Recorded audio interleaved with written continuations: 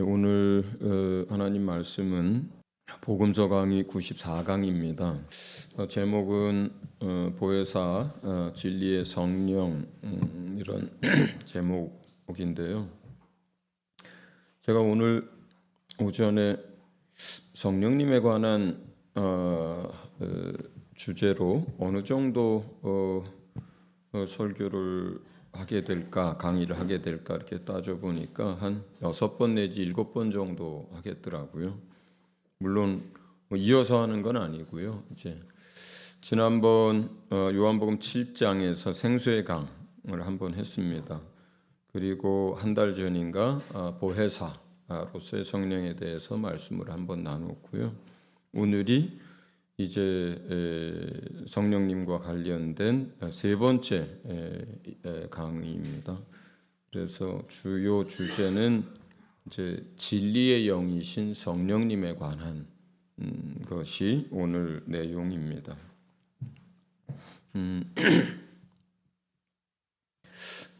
어쩌면 이제 그 진리의 성령님이 이 땅에 오셔서 세상을 책망하시라고 했던 가장 대표적인 세 가지, 죄에 대해서, 의에 대해서, 심판에 대해서, 이 부분들이 세상만 그런 게 아니라 예수 믿는 사람들도 아직도 정확하게 그것을 이해할 뿐만 아니라 삶에 잘 적용해서 신앙생활을 아주 행복하게 하는 사람들이 그렇게 많지 않습니다. 세상이 죄에 대해서 오해하듯이 아직도 교회에 나오는 분들이 죄에 대해서 오해하는 경우가 많고요. 또 세상이 의에 대해서 오해하듯이 예수 믿는 사람들조차도 여전히 또 자기 행위가 의롭게 여겨져서 또 잘못 또 이제 생활하는 경우도 많습니다. 그리고 제일 문제가 되는 것은 심판에 대해서요. 우리의 성도의 삶은 영적인 삶이고 그런 영적인 세력과의 싸움인데 정작 이 심판에 대해서 정확하게 잘 모르기 때문에 싸움에서 속기도 하고 때로는 지기도 하고 그러고 있습니다. 그래서 오늘은 진리의 성령님이 우리 가운데 그 빛을 비추셔서 우리가 이러한 부분들에 대해서 잘 깨닫고 우리의 믿음과 우리의 삶에 잘 적용될 수 있으면 좋겠습니다. 우선 진리의 성령님에 관해서 들어가기 전에 먼저 보혜사 성령님과 관련돼서 조금만 여러분에게 전하겠습니다. 요한복음 14장 18절에 보면 아버지께로 가시게 되는 그 주님이 다시 너희에게로 오리라 이렇게 말씀하셨어요. 그런데 그것은 주의 재림 때에 다시 오게 될 것에 대한 이야기가 아니고요. 그러니까 이제 제자들과 그리고 이제 정언한 이제 정언자들인 사람들을 대상으로 해서 내가 이제 아버지께로 간다. 그런데 내가 너희에게 다시 오리라. 이렇게 지금 14장에서 다시 온다라고 할 때는 장차 마지막 날에 주님이 재림하시는 걸 얘기하는 게 아닙니다. 그거는 보혜사 성령으로 우리 가운데 다시 오시는 것에 대한 이야기를 하시는 거예요. 이해하셨죠? 예. 재림에 대한 게 아니라 우리를 고아와 같이 버려두지 않고 너희에게로 다시 오신다고 했기 때문에 그것은 영으로 우리 안에 다시 오시는 것에 관한 이야기고 보혜사 성령으로 우리 안에 다시 오는 걸 얘기하는 거예요. 그리고 그 이야기와 관련돼서 같은 14장 26절에는 예수님 자신이 내 이름으로 보낼 성령 이렇게 얘기를 해요. 그러니까 내 이름으로 너희에게 성령을 보내줄 거다 이렇게 얘기하는데 거기서 내 이름으로라고 하는 이 뜻이 알 것도 같고 설명하기에는 모호한 의미가 있잖아요. 자, 그런데 그것을 저는 이 영어 단어를 처음 보는 단어라서 발음도 어려워요. My representative. 예. 이 스펠링도 많습니다. 근데 이 단어가 대리인이라는 뜻이에요. 그러니까 나를 대신해서란 뜻이에요. 자, 예수님이 성령님을 우리 가운데 보내주시는데 그 성령님이 누구냐? 예수님의 대리인으로 또는 예수님을 대신해서 우리 안에 오시는 하나님의 영이다. 이런 뜻입니다. 자, 이해하셨어요? 그러니까 예수님의 대리인으로 오신다는 거예요. 성령님이.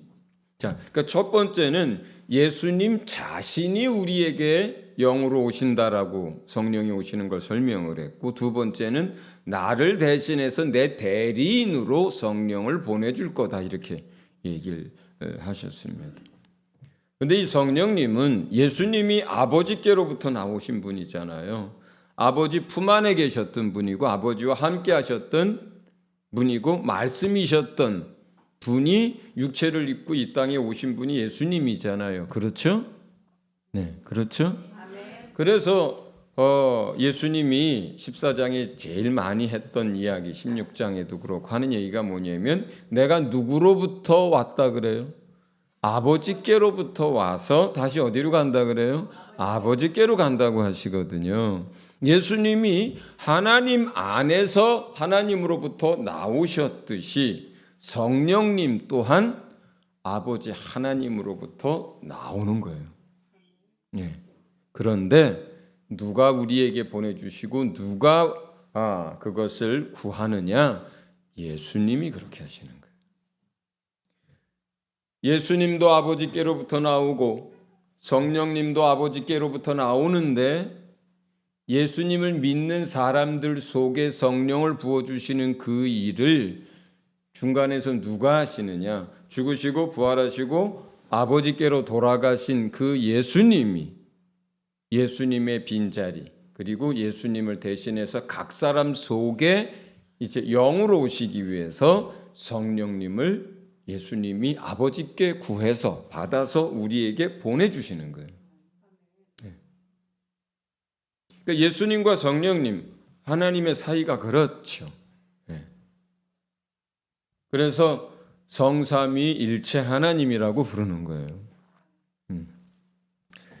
자, 이렇게 우리 가운데 믿는 자 안에 임하신 보혜사 성령님은 또 예수님이 그분에 대해서 설명할 때 제일 많이 설명해 주신 부분, 그게 그분은 진리의 영이시다라고 하는 이야기였어요. 예수님이 성령님에 대해서 설명할 때 제일 많이 언급하는 것이 두 개인데, 하나는 그분은 보혜사다. 내가 너희의 보혜사였듯이 나를 대신해서 내가 영으로 오는 분, 그분이 성령님인데 보혜사로서의 그 역할을 우리에게 하신다. 우리를 위로하고 또 우리의 상담자가 되시고 우리와 하나님 사이의 중재자가 되시고 우리를 돕는 분이 되시고 우리와 함께 하시는 분이 되고 우리를 가르치는 분이 되고, 그 보혜사 이야기를 제일 많이 하셨고 또 그만큼 많이 하신 이야기가 뭐냐면 그분은 진리의 영이란다, 이 이야기예요. 그분은 진리의 영이란다.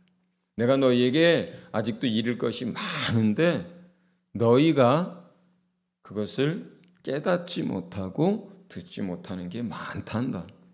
그러나 진리의 성령님이 오시면 내가 너희에게 지금 가르친 모든 거를 나중에 다 생각나게 할 거고 또 진리에 관한 모든 것들을 그분이 가르칠 거다.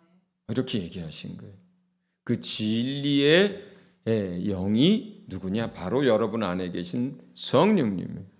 그렇기 때문에 요한은 서신서에서 뭐라고 얘기하냐면 누가 너희를 가르칠 필요가 없고 너희 안에 계신 성령님이 너희를 가르칠 거다, 이렇게 얘기하는 거예요.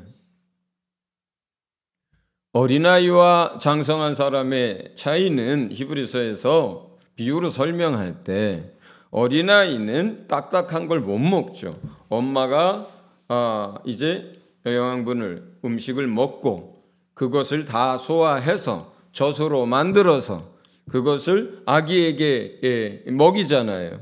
그게 어린아이잖아요. 그러나 장성한 사람은 어때요? 직접 자기가 만난 것, 질긴 것, 딱딱한 거 다 먹어서 스스로 소화할 수 있는 게 이제 장성한 거다, 이렇게 설명을 한단 말이에요. 그러니까 우리가 영적으로 아직 어린아이였을 때, 그 다음에 신앙을 배워갈 때는 누가 필요해요? 그 어머니 역할을 해줄 수 있는 성경을 가르치는 교사도 필요하고 또 설교자도 필요하고, 그렇죠. 이렇게 해서 마치 제가 하나님께 받아서 잘 소화해서 쉽게 여러분에게 가르치듯이 이러한 것들이 필요합니다. 그러나 여러분들이 그렇게 해서 이런 걸 잘 듣고 배우면서 이제 진리에 대해서 알아가고 말씀에 대해서 알아가고 성령님을 통해서 하나님에 대해서 알아가면 어떻게 돼요? 그 다음부터는 사실은 여러분을 가르치는 게 누구냐? 여러분 안에 계신 선생님이신 진리의 성령님으로부터 여러분들이 날마다 듣고 배울 수 있어야 합니다. 할렐루야. 네, 그래야 어른이 되는 거예요, 영적으로. 우리가 다 어른이 돼야 되잖아요, 영적으로. 우리가 예수 믿은 지 80년인데 아직도 응애 하고 젖이나 먹으면 되겠습니까? 여러분 안에 최고의 선생님이 계신데, 여러분 안에 진리의 영이 계신데, 그분으로부터 듣고 그분으로부터 배우고 그분이 여러분 안에서 마음껏 역사하셔야죠. 할렐루야. 네, 우리 모두가 그리 되기를 바랍니다. 그래서 여러분이 집에서 성경을 쭉 폈을 때 그냥 피자마자 선생님이 옆에 착 붙어가지고 이건 이런 거란다, 저건 저런 거란다. 이렇게 여러분을 가르쳐 주셔야 돼요. 할렐루야. 그러시기 위해서 여러분 안에 오신 겁니다. 자, 진리의 성령님이 오시면 첫 번째, 그날에 내가 아버지 안에, 너희가 내 안에, 내가 너희 안에 있는 것을 너희가 알리라, 이렇게 말씀하셨어요. 더 쉽게 말하면 여러분 안에 하나님이 계신 거, 여러분 안에 예수님이 계시다는 거, 여러분 안에 성령님이 계시다는 거를, 여러분 안에 성령님이 오셨을 때에 여러분 그 성령님을 통해서 여러분 스스로가 깨닫게 되고 알게 된다는 거예요. 우리가 사람들이 신앙생활하다가 힘들고 어려운 일이 닥치면 가끔 내 안에 정말 하나님이 계시긴 한 건가, 이런 생각도 하고, 그죠? 하나님은 멀리 있는 것 같고 내가 큰 소리로 불러야 들으실 것 같고, 그리고 많은 사람들이 얘기합니다. 정말로 성령이 너희 안에 있느냐 물을 때 있는 것도 같고 없는 것도 같고 확실하게 제가 대답하긴 뭐하고, 이런 분들도 많아요. 그러나 처음엔 그럴 수 있어요. 우리가 믿음 생활 시작할 때, 그리고 믿음이 아직 연약할 때, 그리고 성령이 그 안에 계시지만 성령이 마음껏 일하실 수 있도록 내가 그렇게 자유케 해드리지 못했을 때, 그때는 긴가민가 할 수도 있어요. 그러나 시간이 지나면 모두가 다 알아야 하는 거예요. 마치 이거를 가끔은 여자가 임신했을 때로 비유로 표현합니다. 이제 임신을 하자마자 여성분들, 저는 임신을 안 해봐서 잘 모르겠습니다. 여성분들 뭐 아기 갖자마자 아나요? 그렇지 않잖아요. 여기 아이가 뭐라고 해요? 착상이라 그래요. 아이가 이제 이렇게 있는데 일주일이 지나도 또 보름이 지나도 잘 모를 수 있잖아요. 그렇잖아요. 보통 한 달, 두 달 지나서 보통 알게 되잖아요. 그것처럼 성령이 우리 안에 오셨고 우리 안에 예수님이 영으로 말씀으로 계시고 삼위일체 하나님이 계셔도 내 안에 그분이 계신지를 잘 모를 수 있어요. 그러나 5개월쯤 지나도 모릅니까? 여러분 임신했을 때? 그렇지 않잖아요. 이게 배가 자꾸 불러오는데 이걸 어떻게 모를 수가 있어? 그럼 이상한 거지. 예. 거기는 뭐 어떤 분은 뭐라 그래요? 이렇게 가상으로 이렇게 뭐 잘못 상상으로 임신했는데도 막 이렇게 배가 불러오는 경우도 있다고 하는데 그건 뭐 저는 생물학적으로 잘 모르겠습니다만 자 분명한 것 여러분이 아기를 잉태했을 때 처음에는 몰라도 2달, 3달, 4달, 5달, 6달, 7달 되면 배가 불러오고 스스로 알잖아요. 그렇죠? 자기 안에 아이가 있다는 것을. 똑같습니다. 우리 안에 성령이 계시고 우리 안에 예수님이 영으로 계시고 우리 안에 하나님이 계시다면 시간이 지난다면 당연히 스스로 알아야죠. 알아야죠.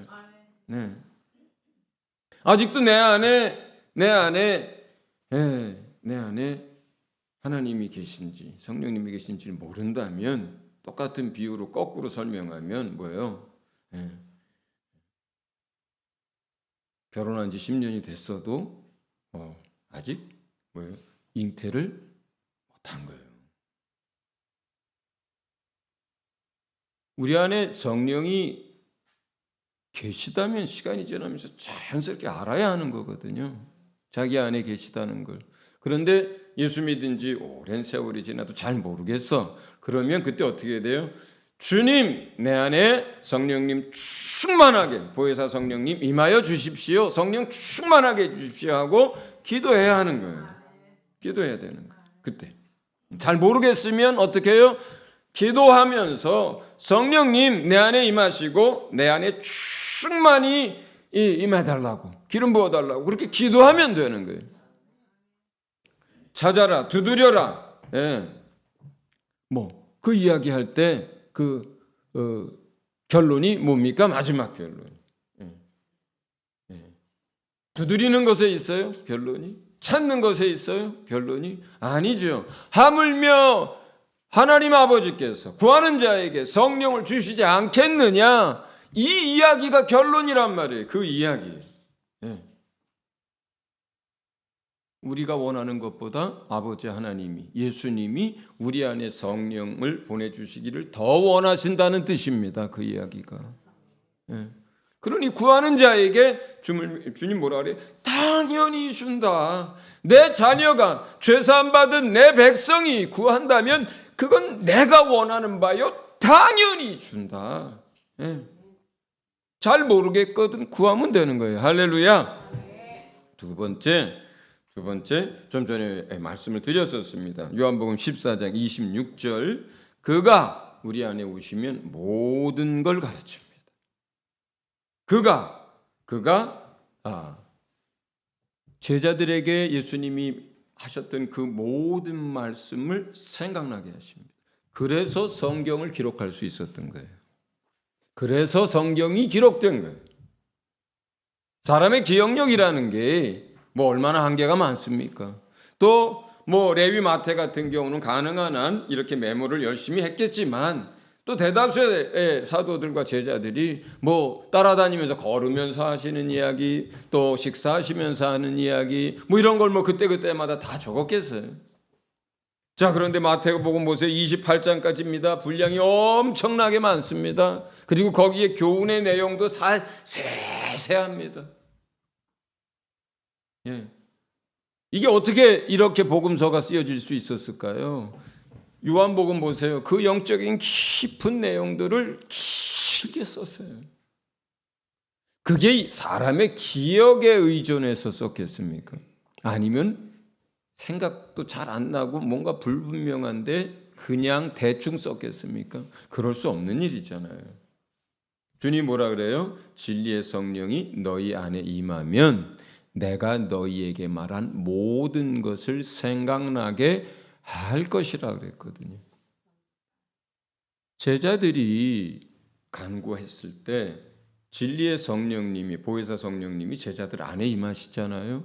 그리고 그 안에 계신 성령님이 그 전에 들으면서도 몰랐던 것까지, 듣고 감동받았던 모든 것까지, 들었지만 깨닫지 못했던 것까지, 깨달았던 것까지, 그 모든 것들을 그 안에 계신 성령님이 생각나게 하시는 거예요. 그리고 그 뜻을 하나하나 가르쳐 주시고 깨닫게 하신 거예요. 그리고 그 가운데 어떤 것들을 기록하도록 성령이 감동하셔서 성경이 기록된 거예요. 그런데 그 제자들에게뿐만 그런 게 아닙니다. 여러분 안에 진리의 성령님이 오시게 되면 똑같은 일을 하시는 거예요. 네. 여러분 안에 말씀으로 빛을 비춥니다. 그리고 그 말씀을 가르쳐요. 깨닫습니다. 아하, 정말이네. 이게 정말 진리고 생명이구나. 깨닫습니다. 성경을 읽다가 말고 악한 영들이 탁탁탁 떠나기도 하고, 성령을 읽다 말고도 마치 그냥 어둠 속에 있었던 것 같은 것들이 갑자기 빛이 나듯이 환해지고, 성경을 읽다가 말고 정말 길이 발견되고 예수가 보이고 그 음성이 들리고 하는 게 다 진리의 성령의 역사입니다. 자, 이러한 또 생각나게 하시는 역사를 여러분들이 날마다 사실은 경험합니다.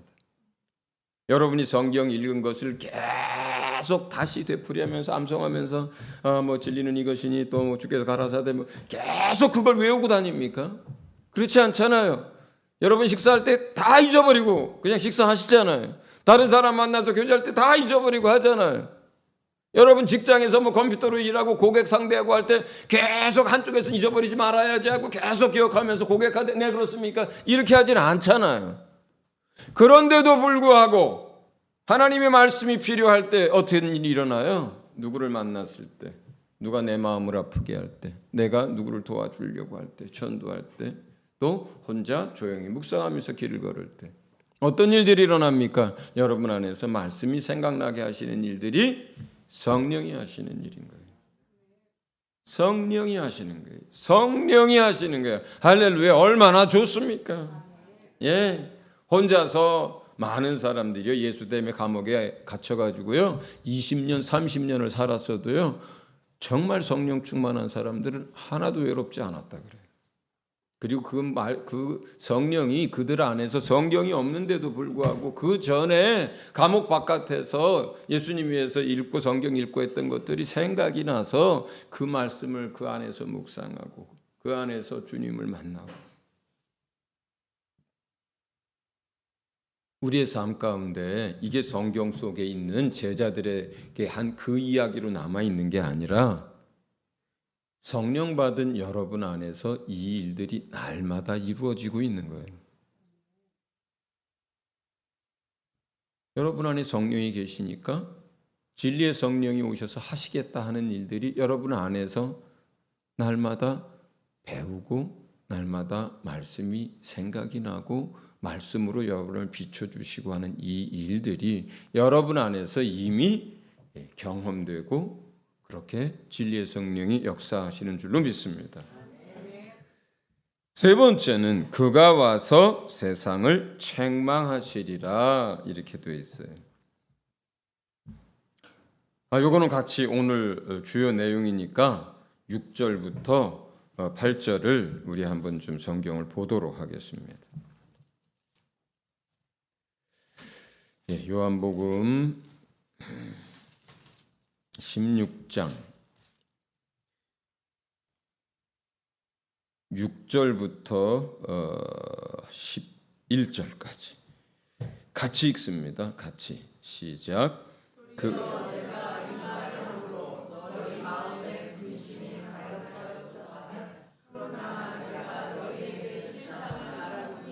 내가 떠나가는 것이 너희에게 유익이라. 내가 떠나가지 아니하면 보혜사가 너희에게로 오시지 아니할 것이요 가면 내가 그를 너희에게로 보내리니 그가 와서 죄에 대하여 의에 대하여 심판에 대하여 세상을 책망하시리라. 죄에 대하여라 함은 그들이 나를 믿지 아니하며 의에 대하여라 함은 내가 아버지께로 가니 너희가 나를 보지 못함이요 심판에 대하여라 함은 이 세상 임금이 심판을 받았음이라. 아멘. 첫째, 이제 세상을 책망한다라고 하는 것은 미리 말씀드린 대로 세상이 잘못 알고 있기 때문에요. 잘못 알고 있기 때문에 진리의 성령이 그것을 책망한다라고 표현했고, 또는 세상이 잘못 알고 있는데 너희도 잘못 알고 있기 때문에 진리의 성령이 오셔서 그걸 다시 바로잡아주고 깨닫게 하고 한다, 이런 이제 뜻들이 같이 있는 거죠. 자, 먼저 세상이 잘못 알고 있는 첫 번째는 죄가 무엇인지에 대해서 잘못 알고 있어요. 물론 거기에는 우리가 새 가족들한테 가르치듯이 세상 사람들은 자기 양심이 기준이 되고 또는 그들의 아는 생각이 기준이 되고 그 시대의 법이나 어떤 관습이 기준이 돼서 이것은 죄가 되고 이것은 아니라고 또 이렇게 이제 알고 있는 부분도 있습니다. 그러나 죄라고 하는 것은 그렇게 양심이나 나라나 시대에 따라 달라질 수 없죠. 죄라고 하는 것은 하나님의 법에서 벗어난 모든 것, 하나님의 말씀에서 벗어난 모든 것이 죄가 되는데, 그런데 그 죄는 예수님이 죽으시고 부활하기 전까지의 이야기예요.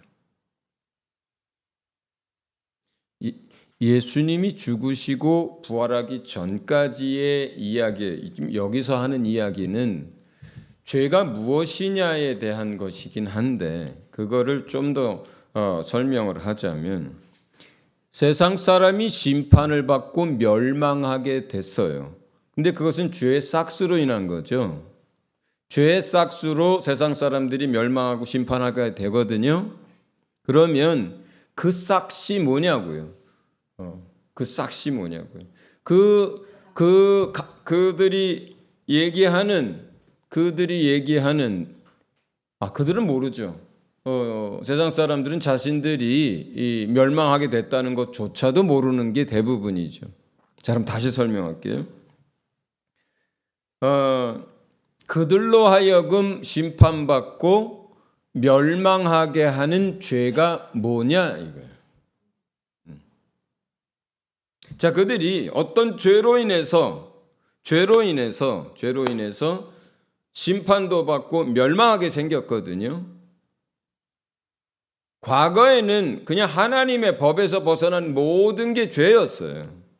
그러니까 하나님의 법에 벗어났기 때문에 그들이 멸망하게 된 거고 심판받게 된 거였거든요. 그런데 지금은 그들로 하여금 심판을 받고 멸망하게 만드는 그 죄, 그게 뭐냐 이거예요.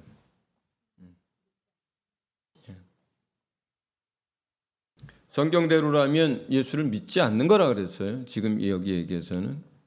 왜 그렇습니까? 그들이 지금 알고 있는 죄들이 있잖아요. 그들이 알고 있는 그 모든 죄들, 그들이 살인을 했든 간음을 했든 도적질을 했든 또 깨닫지 못하고 있는 그 영의 본죄든 원죄든 뭐가 됐든 과거에는 그것 때문에 그들이 심판받고 멸망을 받게 됐는데 지금은 그것 때문이 아니라는 거예요.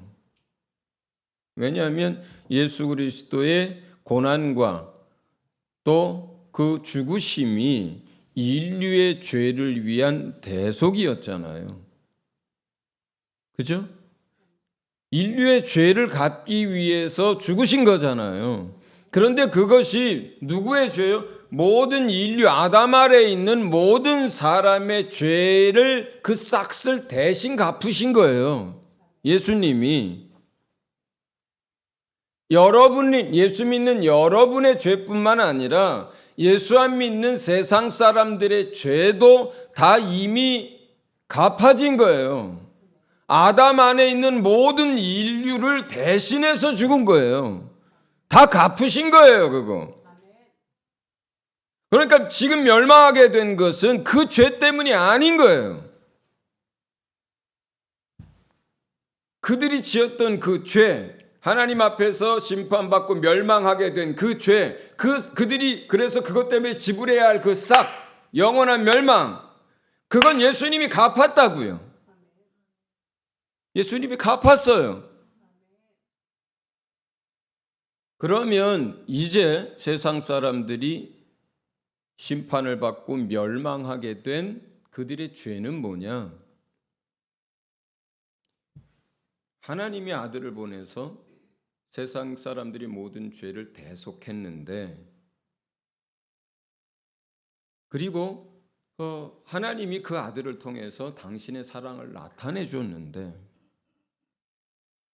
그리고 하나님이 그 아들을 구세주로, 그리고 만왕의 왕이요 주로 세웠는데, 그것을 거절하고 그것을 안 받아들인 것 때문에 그래요.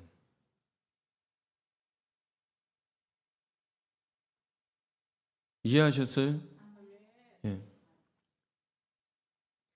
세상 사람들이 멸망하는 거, 하나님이 그 아들을 내어주고 죽이기까지 당신이 우리를 어떻게 사랑하는지를 그걸 알게 하셨고 나타냈는데, 그 사랑을 거절했어요. 그 사랑을 거절했어요. 예수님이 우리에게 영원한 생명을 주시기 위해서 그 아들을 그리스도와 주로 세웠는데, 그 아들이 우리 안에 들어오는 걸 거절했어요. 그 아들이 우리 안에 들어와야 영원한 생명이 있는 거거든요. 예수 안에 생명이 있기 때문에 그 영원한 생명을 거절한 거예요. 예수님이 우리의 모든 인류의 죄를 다 그 죄값을 갚았거든요. 그런데 그걸 안 받아들이는 거예요. 안 받아들이는 거예요. 그래서 본문에는 그 세 가지를 하나로 표현한 거예요. 이제 세상 사람들이 심판을 받고 멸망하게 되는 까닭은 예수 그리스도를 믿지 않음이요. 이렇게 표현한 거예요. 하나님의 법이 없어졌다는 뜻이 아니에요. 하나님의 법은 여전합니다. 그 법대로라면 모든 인류가 다 망합니다. 만약에 여러분도 그 법대로 만약에 여러분들이 하나님 법정에 쓴다면 여러분도 그 법대로라면 다 죽습니다. 영원히 죽습니다. 그런데 우리가 사는 건 뭐예요? 그 법의 적용을 받지 않고 뭐예요? 예수 그리스도의 대속과 그 은혜를 입는 거잖아요. 예. 대신 갚아주었다라고 하는 이 사실을 우리가 믿고 받아들이기 때문에 하나님이 그 법을 적용하는 게 아니라 우리에게 뭘 적용하는 거예요? 믿음으로 말미암아 얻는 구원, 은혜로 주어지는 그 구원, 그것을 법대로가 아니라 믿음과 은혜로 얻는 또 다른 길이라고 하는 거예요. 할렐루야. 그래서 우리가 사는 거거든요. 법이 없는 게 아니라. 당연히 하나님 나라의 백성은 하나님 나라의 법을 따라 살지요. 그러나 우리가 하나님 앞에 섰을 때 그 법의 적용을 받는 사람들이 아닌 거예요. 예수의 피의 공로를 입는 것이고 예수의 은혜를 입는 것이고 그 법을 다 지켜서 행위로 얻는 구원의 길이 아니라 예수 안에서 얻는 그 구원의 길로 우리가 하나님께 나아가는 거죠. 할렐루야. 두 번째는 의에 대하여라고 합니다. 세상 사람들이 잘못 알고 있는 건 뭐냐면요, 옳은 행동을 하면 의롭다고 하고 선한 일을 하면 의롭다고 하고 구제나 좋은 일들을 많이 하면 의롭다고 하고 불의와 타협하지 않으면 의롭다고 하고 공평과 정의를 행하면 그 사람은 의롭다고 합니다. 이게 세상 사람들이 알고 있는 의예요. 그러나 의라고 하는 것은 첫 번째, 죄가 없는 걸 말해요. 죄가 없는 걸 말해요. 의라고 하는 것이. 두 번째, 하나님의 뜻과 말씀이 의예요. 그리고 그것을 따라 사는 것이 의로운 삶이에요. 죄가 없고 하나님의 말씀과 뜻을 따라 살 수 있다면 그게 의로운 거예요. 그런데 사람들이 아무리 의로운 행동을 하고 정직하게 산다 하여도 한쪽에서는 그런데 또 한쪽에서는 모든 인간이 다 거짓말도 하고 그 안에 불의도 있고 욕심도 있고 탐심도 있고 교만도 있는 거예요. 같이 있는 거예요, 세상 사람들에게는. 그러니까 한쪽에서는 살인을 하고 한쪽에서는 자식을 사랑하면, 자식에게 헌신적으로 자식에게 하면 그게 하나님 앞에 의롭다라고 칭함을 받을 수 없는 거라는 거예요. 한쪽에서는 애국을 위해서 누구를 죽였는데 한쪽에서는 살인이 되는 거예요. 한쪽에서는 공의롭게 했는데 한쪽에서는 팔이 굳는 겁니다, 인간은. 예. 한쪽에서는 정직한 말을 했는데 한쪽에서는 거짓말이 나오는 거예요. 이렇게 죄를 가지고 있는 상태에서 하는 모든 사람들이 착각하고 있는 의로운 행동이라고 하는 것은 선한 행동일지라도 그 죄를 가지고 하는 그 사람이 하나님 앞에 의롭다 칭함을 받을 수 없는 거예요. 그런데 여기서 그럼 의가 뭐냐? 예수가 초점인데, 자, 여기에서는 내가 아버지께로 가니 너희가 다시 나를 보지 못하며 이렇게 설명을 했어요.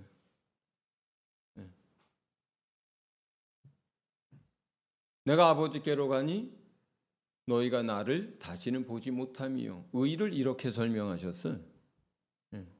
이게 무슨 말입니까? 죄를 가지고 있다면 뭐예요? 죽음에서 벗어날 수 없고 부활할 수가 없어요. 죄를 가지고 있는 사람은 아담 안에 있는 그 누구도 한번 죽임을 당했을 때 부활할 수가 없어요. 죽은 상태로 있어요. 하나님 앞에 심판받을 존재로 자는 상태에 있습니다. 첫째. 그런데 예수가 세상 사람들의 보기에 예수는 어떤 상태예요? 죽어 있는 상태죠. 세상 사람들은 예수가 죽었다라고 알고 있단 말이에요. 예수가 부활했다는 것을 그들이 알고 있고 믿으면 세상 사람들이 아니죠. 예수 믿는 사람들이죠. 세상 사람들은 예수를 어떻게 합니까? 2000년 전에 십자가에서 죽임을 당한 사람으로 알고 있습니다. 거기까지예요. 거기까지.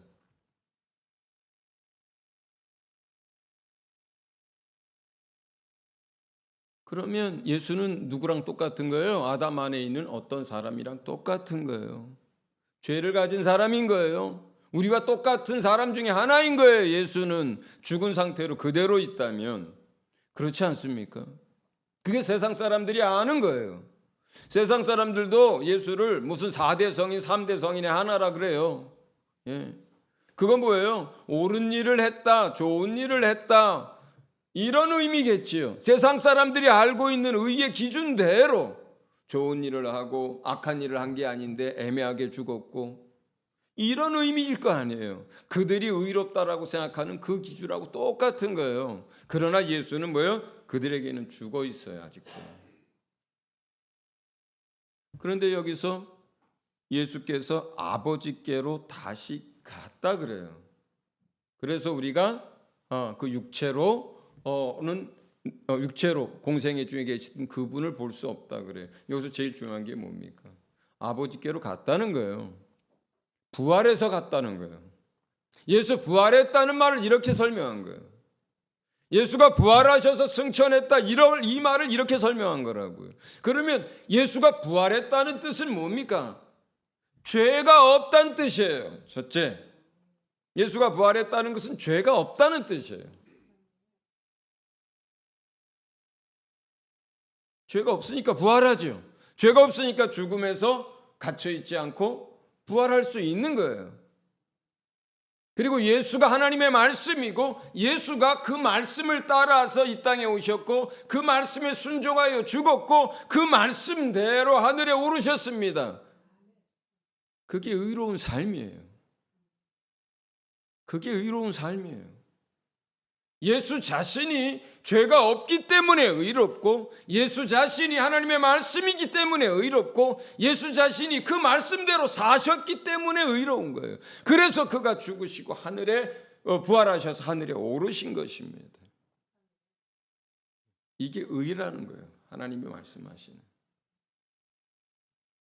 너희는 세상에서 조금 착한 일하고 세상에서 조금 정직하게 살고 세상에서 조금 양심대로 살면 그걸 의롭다라고 하지만 의는 그런 게 아니란다.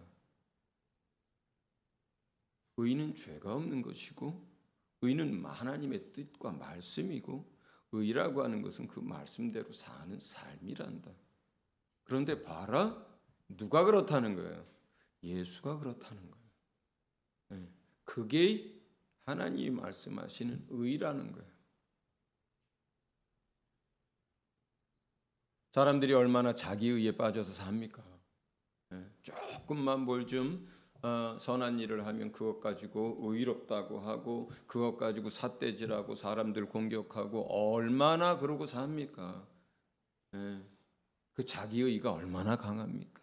심지어 예수님을 믿는 사람들조차 행위로 조금 무엇한 것 가지고 사역에서 조금 뭐가 열매가 있는 것 가지고 그게 마치 자기의 것인가 자기의 의인 양 그렇게 떠들어댄다면 그것이 어찌 하나님 앞에서 의로운 행동이 되겠습니까?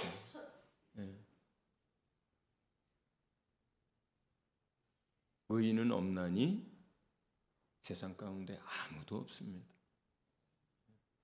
그들이 아직도 세상 사람들이 의의가 무엇인지를 모르고 있다면 그들은 멸망하게 되는 거예요. 의의 기준을 만약에 주님이 말씀하시는 대로 죄가 없는 것이 의요 하나님의 말씀과 법이 의요 그것대로 사는 것이 의라고 한다면 이것을 세상이 깨닫는다면 자기 자신이 어떻다는 걸 안다는 거예요. 죄인이라고 하는 사실을 알죠. 내가 조금 선한 일을 했어도 나는 여전히 한쪽에서는 날마다 죄를 밥 먹듯이 하면서 살고 있고 다투고 분내고 어쩔 수 없이 불리하면 거짓말하고 음란과 정욕 가운데 살고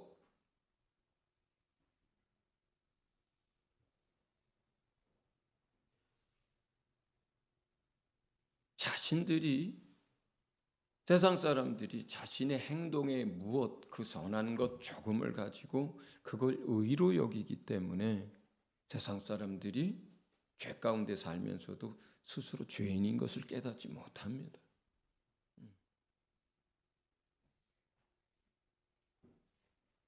우리가 그러니 갈라디아에서 얘기하고 하는 것처럼 로마서에서 얘기하는 것처럼 이것이 의라면 우리가 행위로 이것을 감당하겠습니까? 우리가 행위로 의롭게 될 수 있습니까? 우리가 노력한다고 해서 이렇게 될 수 있습니까? 그 하나님의 의를 우리가 가질 수 있습니까?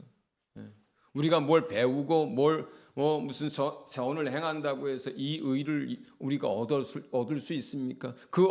그렇게 해서 얻어서 영원한 하나님의 나라에 우리가 스스로 우리의 자격을 가지고 행실을 가지고 들어갈 수 있습니까? 아무도 그럴 수 없는 거거든요. 그래서 또 다른 길, 예수를 예비하신 거고 예수 안에 우리가 들어갈 때 비로소 예수님의 의를 우리에게 덧입혀 주시는 거죠. 그래서 그 의로 사는 것, 이게 의입니다. 예수 안에서. 의인은 믿음으로 말미암아 살리라 했어요. 의인은 예수 안에서 살아야 의이고 의인은 예수 믿어서 죄사함의 문제 해결해야 의가 되는 거고 의인은 뭐예요? 예수의 공로로 오늘도 사는 거예요. 세 번째는 심판에 대해서라고 합니다.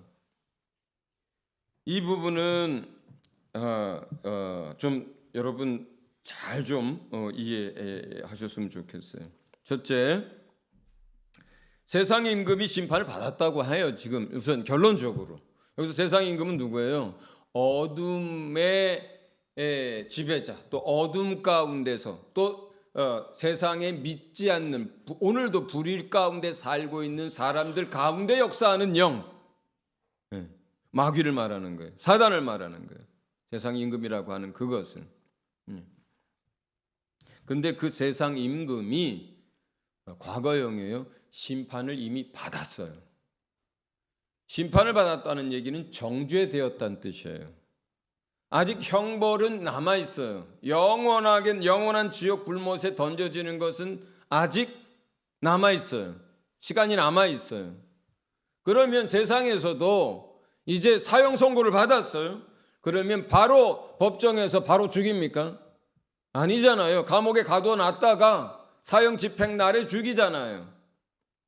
이거와 똑같이 정죄되고 그 불의가 다 드러나서 정죄되고 정죄된 상태가 심판을 받았다라고 하는 상태예요. 여기서 표현은. 그리고 그렇게 재판을 받은 상태에서 죄인이 된, 죄가 이제 성립된 상태에서, 그리고 아직 그 영원히 타는 지옥 불못엔 던져지지 않았어요. 그 사이에 가두었어요.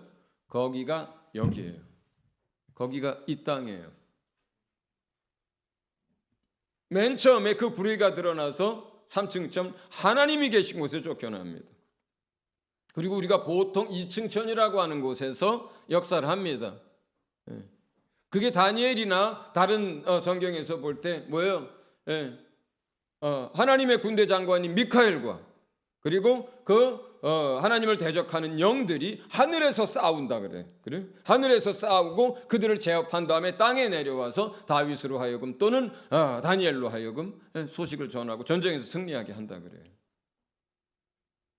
그러니까 그때는 한번 쫓겨났을 때는 하늘에서도 역사를 했고 땅에서도 같이 역사를 했어요.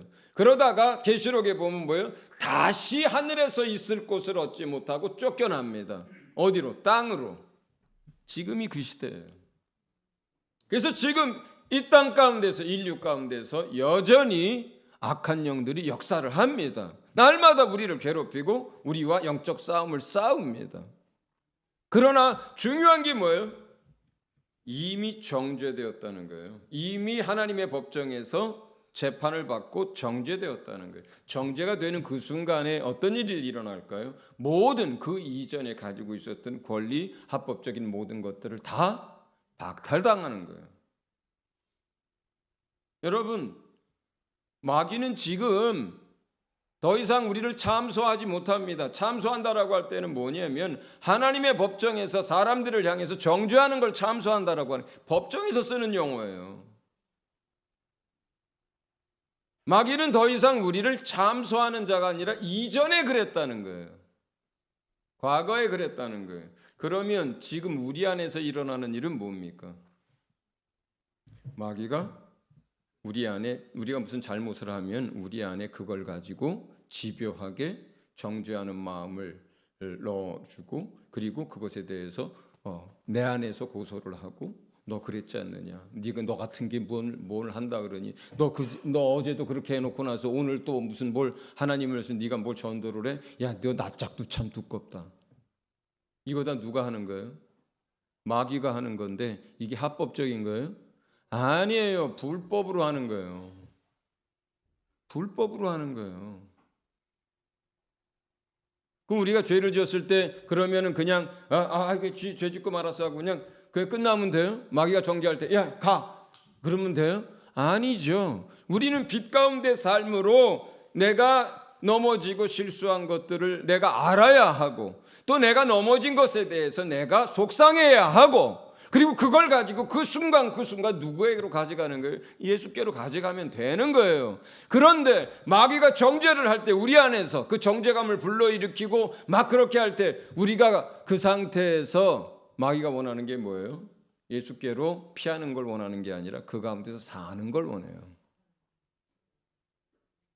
나 같은 죄인이 무슨, 나 같은 게 무슨, 어제도 그제도 내가 이렇게 실수했고 또 육체의 소욕을 따랐고 일주일에 몇 번씩 내가 원치 않는 삶을 살고 있는데 나 같은 게 무슨 철야 기도회를 나가냐, 나 같은 게 무슨 교회를 나가냐, 나 같은 게 무슨 전도를 하냐, 그러면서 그 사람을 계속 누르고 내려앉게 만들고 힘을 쪽쪽 빼고 스스로 아무것도 아니고 비참한 존재로 만드는 거, 그게 마귀가 하는 건데 속이는 거예요. 그게 속이는 거예요. 속고 있는 거예요. 속고 있는 거예요. 그리고 마귀는 불법으로 우리 안에서 그렇게 회방을 하는 거예요. 그러니까 성경은 뭐라고 얘기합니까? 대적하라는 거예요. 예. 대적하라는 거예요. 성경은 우리의 싸움을 뭐라 그래요? 그 악한 영들과의 싸움이라고 하는 거예요. 생각해 보세요. 예수께서 죽으시고 부활하셔서 승리하여서 마귀를 심판하기 전까지 이건 불가능한 일이었어요. 어떻게 사람이 마귀와 보이지 않는 악의 영들과 세상의 주관들과 싸웁니까? 싸움은 100번 지죠. 어떻게 대적을 합니까? 대적을 하면 피하나요, 마귀가? 오히려 달려들죠. 그런데 지금 마귀를 대적해라 그래요? 그러면 누가 피해요? 여러분이 피합니까? 누가 피해요? 마귀가 피해요. 우리가 마귀를 대적하면 자기가 피한다고요. 마귀가 피해. 왜 그래요? 자기가 그동안 나한테 했던 게 전부 불법이고 거짓이고 속이는 거였기 때문에 그래요. 이미 그 권리를 다 박탈당한 존재가 지금도 검사 행세를 하고 있기 때문에 그런 거예요. 그러니까 뭐예요? 대적하라는 거예요. 적극적으로 대적하라는 거예요. 승리는 예수에게 있는 것이고 이미 마귀가 심판을 받았으니까 적극적으로 내 이름을 가지고 맞서 싸우라는 거예요. 네, 맞서 싸우라는 거예요.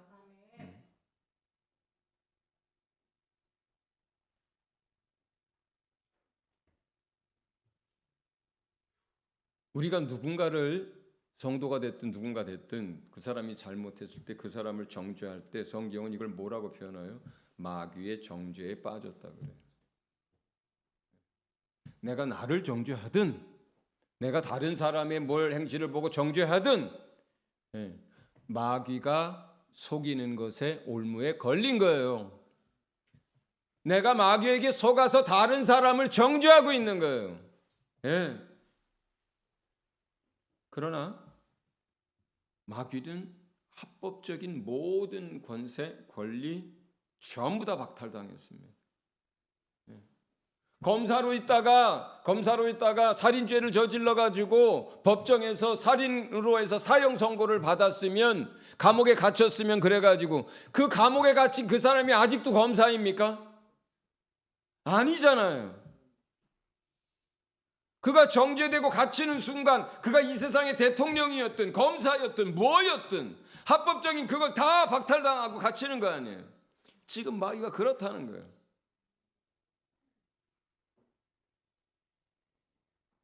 우리는 빛 가운데서 살면서 드러나는 것들을 예수께로 가져가는 사람이지 스스로 정죄 가운데 빠져서 사는 사람이 아닙니다.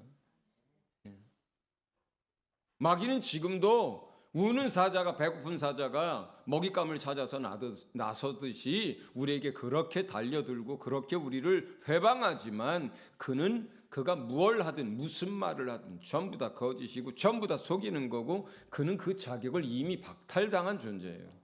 그러기 때문에 대적해야 합니다. 맞서서 싸워야 합니다. 그러면 마귀가 피합니다. 여러분이 지는 게 아니고. 할렐루야. 이제 예수께서 승리하셨고 그리고 여러분이 그 이름을 가지고 사는 성도입니다. 빛 가운데 있고 또 예수로 말미암아 삽니다. 이렇게 마지막으로 이제 이 말씀을 하신 다음에 요한복음 16장 13절에 보면 그가 너희를 모든 진리 가운데로 그러므로 인도할 거다.